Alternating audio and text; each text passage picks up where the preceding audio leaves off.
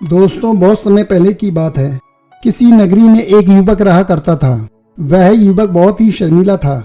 वह इतना शर्मीला था, जब भी उसके सामने कोई नया व्यक्ति आ खड़ा होता तो वह उससे बात तक नहीं करता था। यहाँ तक कि जिन्हें वह जानता था, पहचानता था, उनसे भी बात करने में उसे बहुत शर्माया करता था। वह उनसे भी ठीक से बात नहीं कर पाता था और अपनी समस्या के कारण वह खुद ही बहुत परेशान रहा करता था, क्योंकि वह अपने जीवन में कुछ कर ही नहीं पा रहा था।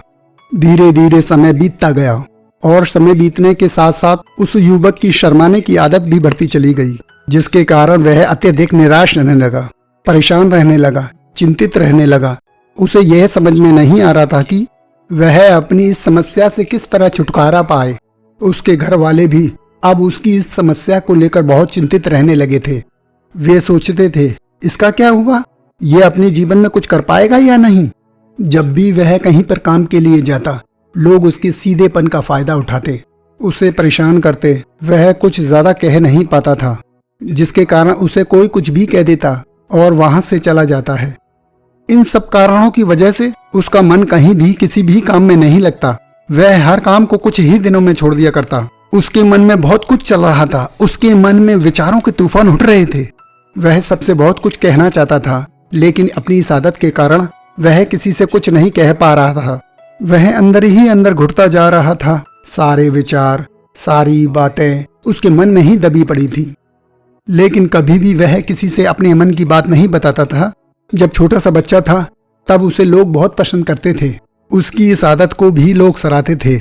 लेकिन इसी आदत की वजह से जब वह बड़ा हो गया, युवा हो गया, इसी आदत के कारण उसे अपना जीवन जीने में अत्यधिक परेशानियां उठानी पड़ रही थी। और वह युवक भी अपनी इस गलती के कारण बहुत परेशान रहता। अपनी इस एक आदत से छुटकारा पाना चाहता था। वह चाहता था वह लोगों से अपने मन की बात खुलकर कह पाए। जो कुछ करना चाहता है, जो कुछ कहना चाहता है, वह सबसे खुलकर कह सके, कर सके। लेकिन जब भी कोई दूसरा उसके सामने आता तो उसकी जुबान मानो खुलती ही नहीं। यहाँ तक कि वह अपने माता पिता के सामने भी ठीक से बात नहीं कर पाता था। केवल उसके कुछ मित्र थे जिनसे वह अपने मन की बात कर पाता था। जब भी वह किसी बात का जवाब देता, लोग उसकी हंसी उड़ाते थे, उसका मजाक बनाते थे। लोग कहते हैं कि आज तो तेरे मुंह में भी जबान आ गई है। ये समस्या दिन ब दिन बढ़ती चली जा रही थी और इस समस्या के कारण अब उसके पिता भी अत्यधिक चिंतित रहने लगे थे। वह चाहते थे उनका बेटा भी दूसरों के सामने अपने मन की बात रख सके। लेकिन एक दिन जब अपने उस बेटे को दूसरों के सामने शर्मिंदा होता हुआ देख रहे थे, तभी उन्हें बहुत क्रोध आया और वह अपने बेटे को खरी खोटी सुनाने लगे। उन्होंने उसे इतना डांट दिया कि वह युवा लड़का अत्यधिक क्रोधित हो गया और वहां से बिना कुछ कहे वहां से चला गया। शाम हो चुकी थी और अब तक उनका बेटा घर नहीं लौटा था। माता और पिता दोनों बड़े ही चिंतित थे। वह अपने बेटे को वापस घर पर देखना चाहते थे, लेकिन युवा लड़का तो भागते भागते पहाड़ की चोटी पर जा पहुंचा था। वह वहां से नीचे की ओर झांक रहा था और ईश्वर से कह रहा था, हे भगवान, आपने मुझे ऐसा क्यों बनाया। लोग मेरा मजाक उड़ाते हैं, लोग मेरी हंसी उड़ाते हैं। जब मैं इस दुनिया में अपने मन की बात रख ही नहीं सकता, मैं किसी से कुछ कह ही नहीं सकता, तो फिर मैं इस जीवन को जीकर क्या करूंगा। तब भी मैं किसी से कुछ कहने की कोशिश करता हूँ तो लोग मेरा मजाक बनाते हैं, मेरी हंसी उड़ाते हैं। यहाँ तक कि वह मुझसे कुछ भी कहकर चले जाते हैं और मैं उनका जवाब नहीं दे पाता। ऐसा जीवन जीकर मुझे क्या मिलेगा, इसलिए मैं तेरे पास आ रहा हूँ। इतना कहकर जैसे ही वह युवक कूदने की तैयारी कर रहा था, तभी पीछे से आवाज सुनाई पड़ी, बेटा, जान देना तो बहुत आसान है, लेकिन इस जान को तुम वापस नहीं पा सकोगे। जैसे ही यह आवाज उसके कानों में पड़ी, वह पीछे मुड़कर देखने लगा। उसने जैसे ही पीछे मुड़कर देखा, उसने पाया कि एक बौद्ध भिक्षु उसके पीछे खड़े हैं। उन्हें देखकर वह डर सा गया और अपने कदम पीछे खींच लिए और चुपचाप वहां पर खड़ा हो गया। अपनी आदत के कारण वह उनसे कुछ कह नहीं पा रहा था। तभी बौद्ध भिक्षु उस युवक से कहते हैं, बेटा, क्या बात है, आखिर तुम यहाँ पर क्या कर रहे हो और तुम अपने इस जीवन को क्यों समाप्त करना चाहते हो। ये अनमोल जीवन बहुत कम लोगों को नसीब होता है और तुम्हें यह जीवन व्यर्थ लगता है। इस पर वह युवक कहता है, नहीं नहीं, कुछ नहीं, मैं तो बस यहाँ पर खड़ा होकर देख रहा था। तभी बौद्ध भिक्षु उस युवक से कहते हैं, बेटा, मैं जानता हूँ तुम यहाँ पर क्या करने आए थे। तुम मुझसे कुछ नहीं छुपा सकते। लेकिन मैं चाहता हूँ कि तुम अपनी समस्या मुझसे खुद बताओ, तभी मैं उसका समाधान तुम्हें बता पाऊंगा। यदि तुम चाहते हो कोई तुम्हारी मदद करे तो उसके लिए पहले तुम्हें ही आगे बढ़ना होगा। यदि तुम चाहते हो कि मैं तुम्हारी समस्या का समाधान करूं तो तुम्हें मुझे अपनी समस्या बतानी होगी, वरना मैं कुछ नहीं कर सकूंगा। उन बौद्ध भिक्षु की बात सुनकर वह युवक कहता है, नहीं नहीं, मैं ठीक हूँ, मैं सच कह रहा हूँ। उस युवक की यह बात सुनकर बौद्ध भिक्षु उस युवक से कहते हैं, ठीक है बेटा, यदि तुम नहीं चाहते हो कि मैं तुम्हारी मदद करूँ तो कोई बात नहीं, मैं तुम्हारी बात पर विश्वास कर लेता हूँ। लेकिन तुम्हें भी मेरी एक बात पर विश्वास करना चाहिए कि मैं तुम्हारी मदद के लिए ही यहाँ पर आया हूँ। तुम चाहो तो तुम अपनी समस्या मुझे बता सकते हो और मैं तुम्हारी इस समस्या का समाधान भी अवश्य करूंगा। इसका जवाब देते हुए युवक उन बौद्ध भिक्षु से कहता है, नहीं नहीं, मैं ठीक हूँ, आप जाइए। इस पर बौद्ध भिक्षु उस युवक से कहते हैं, ठीक है बेटा, यदि तुम चाहते हो कि मैं यहाँ से चला जाऊं तो मैं यहाँ से चला जाता हूँ, लेकिन मेरी एक बात याद रखना, मेरे जाने के बाद मैं तुम्हारी कोई मदद नहीं कर पाऊंगा और हो सकता है कि तुम्हारी मदद के लिए कोई और आगे भी ना आए। इतना कहकर बौद्ध भिक्षु पीछे की ओर मुड़े और अपने मार्ग में आगे बढ़ने लगे। वह युवक वहीं पर खड़ा होकर यह सब देख रहा था। जैसे ही वह कुछ दूर पहुंचे तभी उस युवक ने जोर से आवाज लगाई, गुरुदेव, मेरी समस्या बहुत बड़ी है, क्या आप उसका समाधान कर सकेंगे? क्या आप मुझे उसका समाधान दे सकेंगे? यह सुनकर बौद्ध भिक्षु वहीं पर खड़े हो गए और पीछे मुड़कर उन्होंने उस युवक की बात का जवाब देते हुए कहा, बेटा, इस दुनिया में कोई भी ऐसी समस्या नहीं है जिसका कोई समाधान ना हो। यदि तुम मुझे अपनी समस्या बताओगे तो मैं उसका समाधान अवश्य करूंगा। तभी वह युवक उन बौद्ध भिक्षु से अपनी समस्या बताते हुए कहता है, गुरुवर, मेरी एक बहुत बड़ी समस्या है कि मैं शर्मिला हूँ, जिसके कारण मैं किसी से कोई बात नहीं कर पाता। यहाँ तक कि मैं अपने मन की बात भी किसी को नहीं बता पाता। जब भी मैं किसी से बात करने की कोशिश करता हूँ, लोग मेरा मजाक उड़ाते हैं, मेरी हंसी उड़ाते हैं। जब भी मुझे कोई खरी खोटी सुनाता है, उल्टी सीधी बातें करता है, तो मैं उनका जवाब नहीं दे पाता। मैं लोगों की तरह चालाक बनना चाहता हूँ, लोगों की तरह बातों का जवाब देना चाहता हूँ, अपने मन की बात करना चाहता हूँ। मैं इस दुनिया के साथ कदम से कदम मिलाकर आगे बढ़ना चाहता हूँ। क्या इसका कोई समाधान है? उन बौद्ध भिक्षु ने उस युवक की सारी बातें ध्यानपूर्वक सुनी और फिर जवाब देते हुए कहते हैं, बेटा, जरूरत से ज्यादा शर्मिला होना, इसका अर्थ यह है कि तुम्हारे अंदर कोई डर है जिसे तुम पहचान नहीं पा रहे हो, जिसका कारण उसका समाधान करने में भी असमर्थ हैं। शर्म करना अलग बात है और डरना अलग। जब हमारे भीतर डर होता है तब हम कहीं भी किसी से भी कोई भी बात नहीं कर सकते। हमें चारों तरफ केवल डर ही नजर आता है और हम हर जगह से डरते ही रहते हैं। लेकिन इसे शर्माना नहीं कहते। शर्म तो बस एक हद तक तुम्हें चुप रख सकता है। फिर वह बौद्ध भिक्षु उस युवक से कहते हैं, बेटा, तुम सबसे अधिक किससे शर्माते हो? युवक इसका जवाब देते हुए कहता है, गुरुवर, मुझे अपने पिता से बात करने में बहुत शर्म आती है। मैं उनके सामने कुछ बोल ही नहीं पाता। तभी वह बौद्ध भिक्षु उस युवक से कहते हैं, अच्छा ये बता, जब तुम अपने पिता से बात कर रहे हो तो या फिर बात करने का प्रयास करते हो तो तुम्हारे मन में कैसे ख्याल आते हैं? युवक इसका जवाब देते हुए कहता है, गुरुवर, जब भी मैं अपने पिता से बात करने का प्रयास करता हूँ तो मुझे ऐसा लगता है कि मानो मेरे पिता अभी मुझे डांट देंगे, मुझसे क्रोध करेंगे, मुझसे नाराज हो जाएंगे और कहीं ना कहीं मुझे यह भी लगता है कि मैं कुछ गलत बात ही करूंगा। यहाँ तक कि मेरे मन में ऐसे भी ख्याल आते हैं कि शायद मेरे पिता मुझसे प्यार नहीं करते। परंतु गुरुवर, आप कहते हैं शर्म अलग और डरना अलग बात है, तो क्या कोई ऐसा उपाय है जिससे मुझे डर ही ना हो? क्या कोई ऐसा रास्ता है जिससे मेरे अंदर का यह डर पूरी तरह से समाप्त हो जाए? कृपया करके मुझे इस समस्या का समाधान बताइए। मुझे अपने इस डर से बाहर निकलना है। मुझे लोगों की तरह अपने इस जीवन को खुलकर जीना है। उस युवक की यह सारी बातें सुनकर बौद्ध भिक्षु उस युवक से कहते हैं, जाओ और अपने पिता से कहो कि मुझे कुछ काम करना है और उसके लिए मुझे आपसे कुछ धन चाहिए। यदि तुम उनसे धन मांगने में कामयाब हो गए तो मैं तुम्हें तुम्हारी समस्या का समाधान अवश्य बताऊंगा। वह युवक काफी घबरा गया। उसने उन गुरुवर से कहा, हे गुरुवर, मुझे ये कार्य न दीजिए। मैं उनसे कुछ नहीं कह पाता।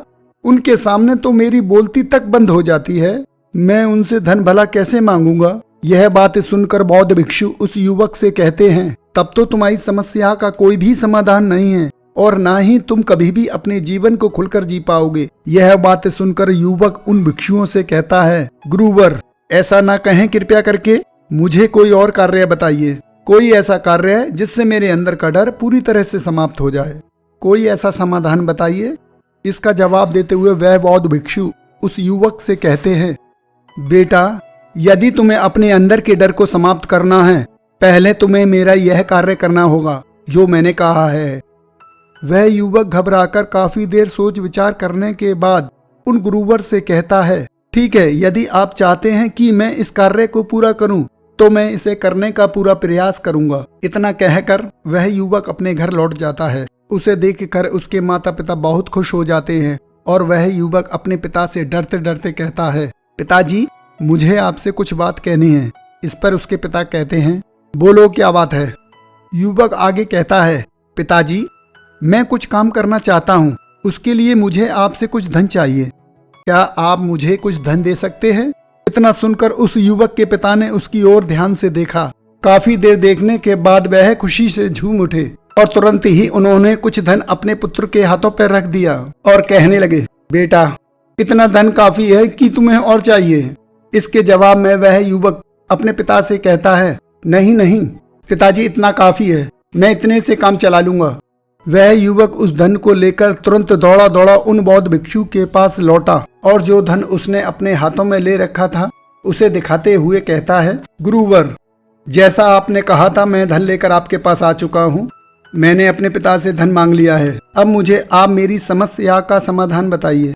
तभी बौद्ध भिक्षु उस युवक से कहते हैं, अरे इतनी जल्दी क्या है, अभी तो तुम्हें मेरे लिए एक और काम करना है, तभी मैं तुम्हें तुम्हारी समस्या का समाधान अवश्य बताऊंगा। और यदि तुम मेरे लिए इस कार्य को पूरा नहीं कर सके तो मैं तुम्हें कभी भी तुम्हारी समस्या का समाधान नहीं बताने वाला। तभी वह युवक उन बौद्ध भिक्षुओं से कहता है, हे गुरुवर अभी तो मैंने आपके लिए एक काम किया है, अभी आप मुझे एक और काम करने के लिए कह रहे हैं। तभी बौद्ध भिक्षु उस युवक से कहते हैं, हाँ तुम्हें मेरे लिए एक और काम करना ही होगा। वह युवक एक बार फिर से काफी देर सोच विचार कर उन बौद्ध भिक्षु से कहता है, अच्छा ठीक है बताइए अब मुझे क्या करना है।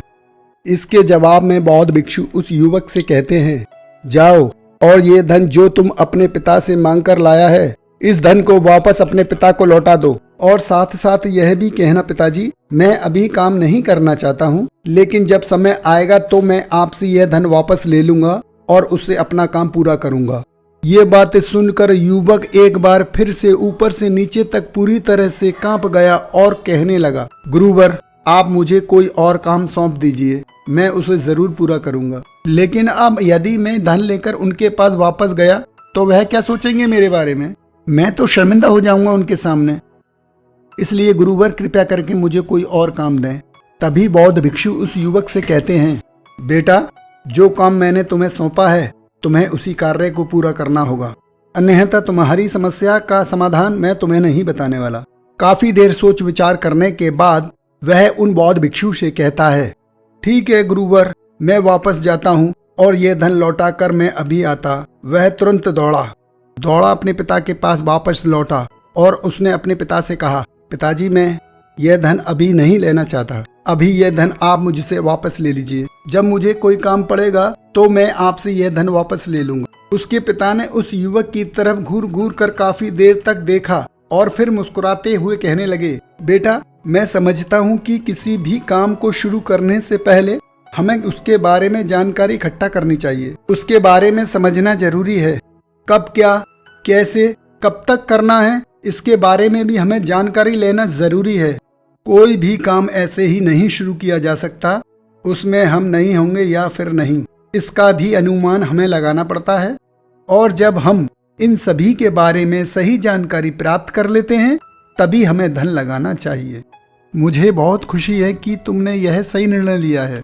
जब तुम्हें यह समझ में आ जाए कि जो कार्य तुम करने जा रहे हो वह तुम्हारे लिए उचित है, तब तुम चाहो मैं तुम्हें यह धन वापस लौटा दूंगा। युवक अपने पिता से यह सारी बातें सुनकर मन ही मन बहुत प्रसन्न था। उसने ये तो उम्मीद तक नहीं की थी उसके पिता हंसकर उसे इस तरह की सारी बातें समझाएंगे। वह मन ही मन यह सोच ही रहा था, तभी उसके पिताजी उसके और करीब आए और अपने उस युवा बेटे को गले से लगा लिया। जैसे ही उसके पिता ने उस युवक को गले से लगाया, उसको बहुत अच्छा महसूस हुआ। उसका आत्मविश्वास, उसका हौसला और बढ़ता गया। उसके बाद युवक वापस उन गुरुवर के पास लौटा और कहने लगा, गुरुवर, जैसा आपने कहा था मैंने बिल्कुल वैसा ही किया है। मैंने धन अपने पिता को वापस कर दिया है। अब तो कृपया करके मुझे मेरी समस्या का समाधान बता दीजिए। तभी बौद्ध भिक्षु उस युवक की तरफ देखकर मुस्कुराते हैं और इस युवक से कहते हैं, बेटा इतनी जल्दी क्या है, अभी तो तुम्हें मेरे लिए एक और काम करना ही पड़ेगा। वह युवक कहता है, महाराज, आप आखिर मुझसे बार बार इस तरह से काम क्यों करवा रहे हैं? क्या आपके पास मेरी समस्या का कोई समाधान नहीं है?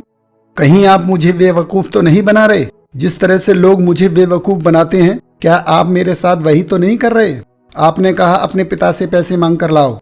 मैं पैसे मांग कर लाया। आपने फिर कहा, जाओ यह पैसे अपने पिता को लौटा कर आओ।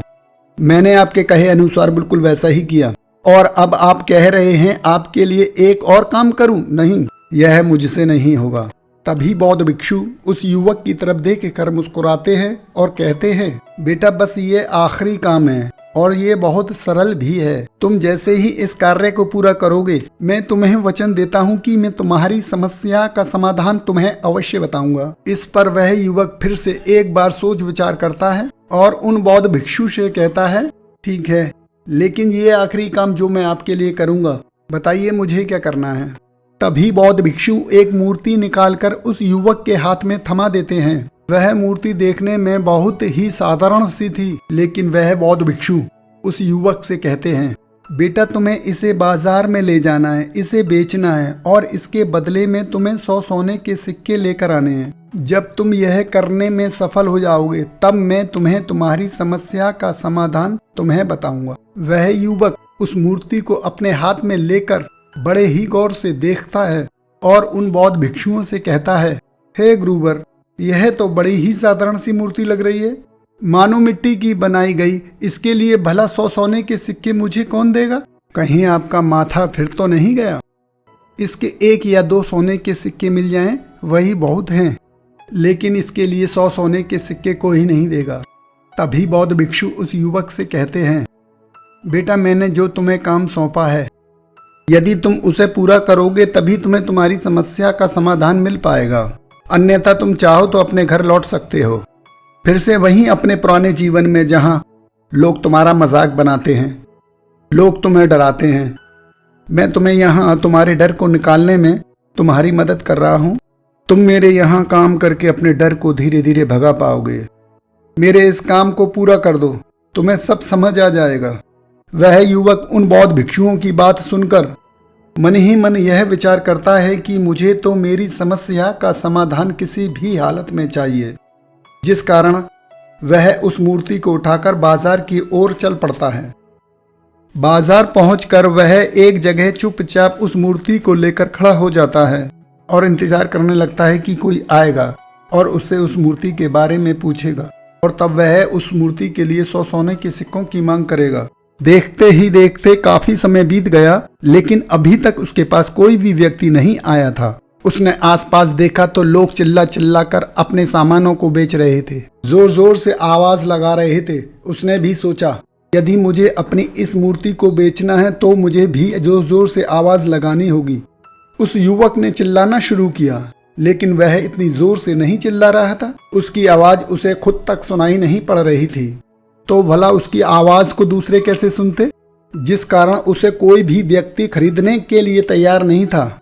धीरे धीरे शाम का समय हो चुका था और उस व्यक्ति को यह डर था कि कहीं वह बौद्ध भिक्षु वहां से कहीं चला ना जाए, अन्यथा उसे उसकी समस्या का समाधान कौन देगा। यह सोचकर उसने जोर जोर से आवाज लगाना शुरू की कि 100 सोने के सिक्के में यह मूर्ति ले लो। उसकी आवाज सुनकर लोग उसके पास आने लगे और उससे यह सवाल करने लगे, इस मूर्ति में ऐसा क्या है जो तुम इसके लिए 100 सोने के सिक्के मांग रहे हो?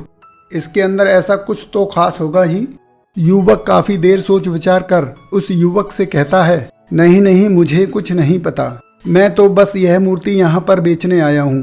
तभी उसमें से एक युवक उस युवक से कहता है, अगर ऐसी बात है तो इस मूर्ति को कोई नहीं खरीदने वाला। आखिर इस मूर्ति में ऐसा क्या खास है जिसके लिए तुम सोने के सिक्कों की मांग कर रहे हो? यह तो तुम्हें बताना ही पड़ेगा। धीरे धीरे कई लोग उसके पास आए और सभी ने बस एक ही सवाल किया, आखिर इस मूर्ति में ऐसा क्या खास है, ऐसी क्या बात है जिसके लिए तुम सोने के सिक्के की मांग कर रहे?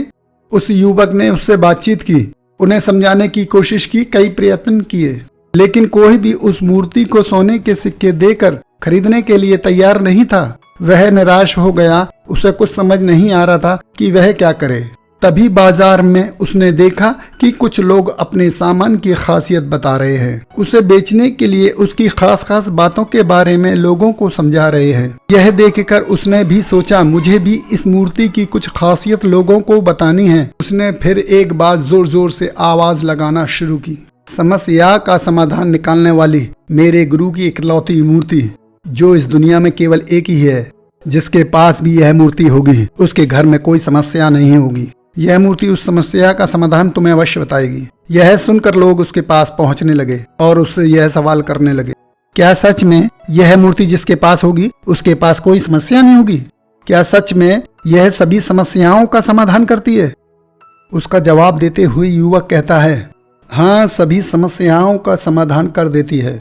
यदि आप इस मूर्ति को ले जाते हैं, आपके घर में कोई भी समस्या होगी तो उसका समाधान यह आपको अवश्य बताएगी। चाहे कोई भी समस्या हो, कैसी भी समस्या हो, कैसी भी परिस्थिति हो, आपको इसका समाधान अवश्य मिलेगा। इतना सुनने के बाद अब वही एक मूर्ति सबको चाहिए थी। उस मूर्ति के दाम लगाने लगे। कोई उसे 200 सोने के सिक्के, कोई 400, कोई 600, कोई 700, कोई तो 1000 सोने के सिक्के देने को तैयार था। उस मूर्ति की कीमत लगातार बढ़ती जा रही थी। जैसे जैसे लोगों को पता चलता जा रहा था कि यह मूर्ति लोगों की समस्या का समाधान करती है, लोग उसे किसी भी कीमत पर खरीदने के लिए तैयार हो गए थे। अब वह युवक भी आत्मविश्वास के साथ और जोर से चिल्ला रहा था, लोगों को उस मूर्ति के बारे में समझा रहा था, बता रहा था। अब उसके मन में कोई डर नहीं था। वह लोगों को उस मूर्ति के बारे में पूरे आत्मविश्वास के साथ बिना घबराए उस मूर्ति की खासियत बताने में लगा हुआ था, जिसके कारण लोग उस पर भरोसा कर रहे थे और वह भरोसा लोगों की नजरों में नजर भी आ रहा था। जैसे जैसे अंधेरा होता गया, लेकिन लोगों की भीड़ मानो कम होने का नाम ही नहीं ले रही थी। लोग उस मूर्ति को खरीदना चाहते थे। उस युवक ने जोर से आवाज लगाई कि मुझे क्षमा करें, यह मेरे गुरु की मूर्ति है और मैं इसे बेचना नहीं चाहता। इतना कहकर वह युवक उस मूर्ति को लेकर वापस खाली हाथ लौट आया और उन गुरुवर के पास पहुंचा और उन गुरुवर से कहने लगा, हे गुरुदेव, आपका बहुत बहुत धन्यवाद। इस मूर्ति ने मेरी समस्या का समाधान कर दिया। मुझे समझ में आ गया कि मेरी क्या समस्या थी। हालांकि मैं इसे बेचकर सोने के सिक्के तो आपके लिए नहीं ला पाया, लेकिन मुझे मेरी समस्या का समाधान अवश्य मिल गया। आपका बहुत बहुत धन्यवाद। इस बात को सुनकर बौद्ध भिक्षु उस युवक से कहते हैं, बेटा, मैंने तुम्हारी समस्या का समाधान नहीं किया है, तुमने तो खुद ही अपनी समस्या का समाधान किया। अपनी समस्या तुमने खुद ही सुलझा ली है। तुम्हारे मन में हजारों सवाल थे, मैं ये करूंगा तो लोग मेरे बारे में क्या सोचेंगे, यदि मैं अपना मुंह खोलूंगा लोग मेरे पे हंसेंगे, यदि मैंने मुंह खोला तो मैं कुछ गलत ही करूंगा। ऐसे कई सारे विचार तुम्हारे मन में थे, ऐसे कई सारे डर तुमने अपने मन में पाल रखे थे। लेकिन जब इस मूर्ति के बेचने के दौरान तुमने उन हजारों लोगों का सामना किया, उनके सामने खुलकर अपनी बात रखी, उनके सामने खुलकर वह कहा जो तुम्हें कहना था, तो तुम्हारे मन का डर खुद को समाप्त हो गया, जिसे तुम शर्माना कहते थे। वह अपने आप ही तुम्हारे भीतर से कहीं गायब हो गया। युवक अपने गुरु की यह बात सुनकर अपने गुरुवार से कहता है, गुरुवर, आप सही कहते हैं। आपने आज मेरे मन में वह विश्वास जगा दिया है जिससे मैं अब अपने जीवन में कुछ भी हासिल कर सकता हूँ। आपका बहुत बहुत धन्यवाद। डर को धीरे धीरे खत्म करने से ना ही आपको शर्म आएगी और ना ही डर लगेगा। जब आपके भीतर का डर हमेशा के लिए समाप्त हो जाएगा तो आप अपने जीवन में जो भी कुछ करना चाहते हैं, जो भी कुछ पाना चाहते हैं, उसका रास्ता आपके लिए पूरी तरह से साफ हो जाएगा और आप अपने मार्ग पर तेजी से आगे की ओर बढ़ने में सक्षम भी हो जाएंगे।